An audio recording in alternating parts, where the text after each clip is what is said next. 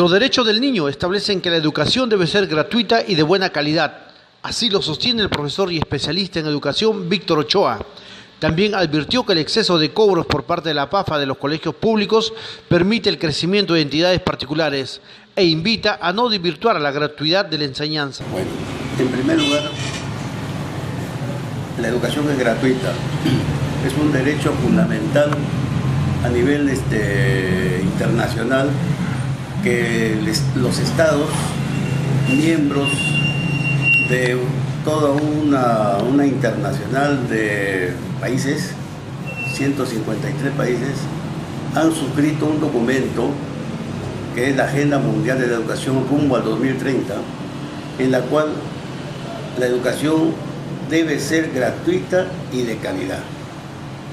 Eso está en los derechos del niño y del adolescente, en el Código de los Derechos del Niño y del Adolescente, está en la misma Constitución Política, está en la Ley General de Educación 2884 y está en todos los acuerdos que existen, ¿no? ¿Pero eso sí, se refleja realmente? No.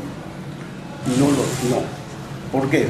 Porque si bien es cierto que se dice y se afirma que la educación es gratuita, el Estado no utiliza sus recursos humanos, sus funcionarios, para garantizar ese derecho de la gratuidad de la educación. ¿Por qué? Porque cuando un padre de familia va a matricular a su hijo a un colegio, sea de cualquier nivel, ¿no?, le piden el recibo de APAFA. Y bueno, eso sería lo mínimo, ¿no? Porque un pago de APAFA no pasa de 50 a 52 soles.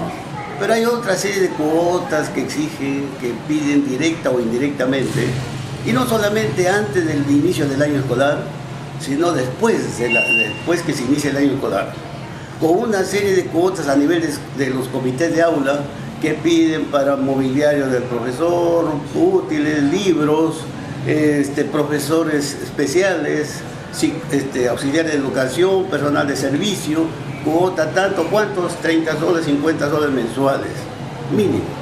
Entonces, el derecho de la gratuidad de la educación se desvirtúa ya. ¿Por qué? Porque el Estado, ¿cuánto invierte en un alumno? En promedio, son alrededor de $1.000 anuales, que equivale a 3.700, 3.500 soles. Ese es el promedio del gasto por alumno a nivel nacional.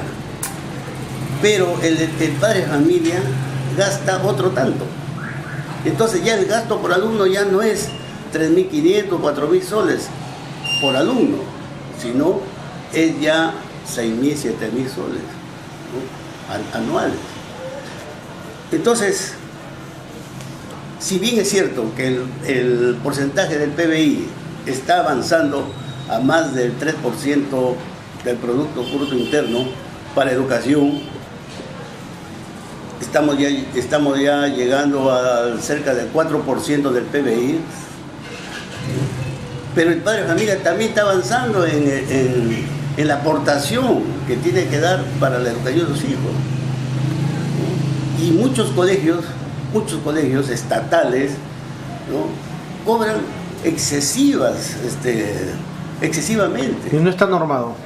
Indudablemente que no está normado, pero se escudan bajo los comités de aula, ¿no?, de que se reúnen unos cuantos padres de familia y dicen, bueno, acá falta esto, falta un profesor de educación física, falta un profesor de computación, falta un auxiliar de educación, falta un psicólogo, falta, etcétera, etcétera, y entonces hay que dar tanto. Y el padre se compromete, no todos, se comprometen a dar mensualmente 30 soles. ¿Y es obligatorio en calidad de obligatorio? ¿Es una obligatoriedad? No, es una mala costumbre. Es una mala costumbre que han tomado los directores y los profesores para mejorar, dicen, la educación, la calidad educativa.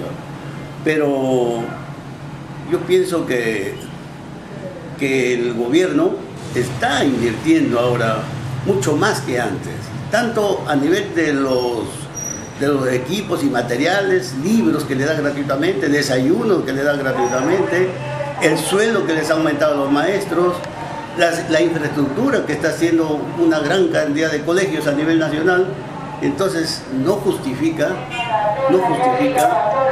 esos cobros que se dan a nivel digamos, de los padres de familia, porque eso es un atentado contra el derecho de la gratuidad de la educación.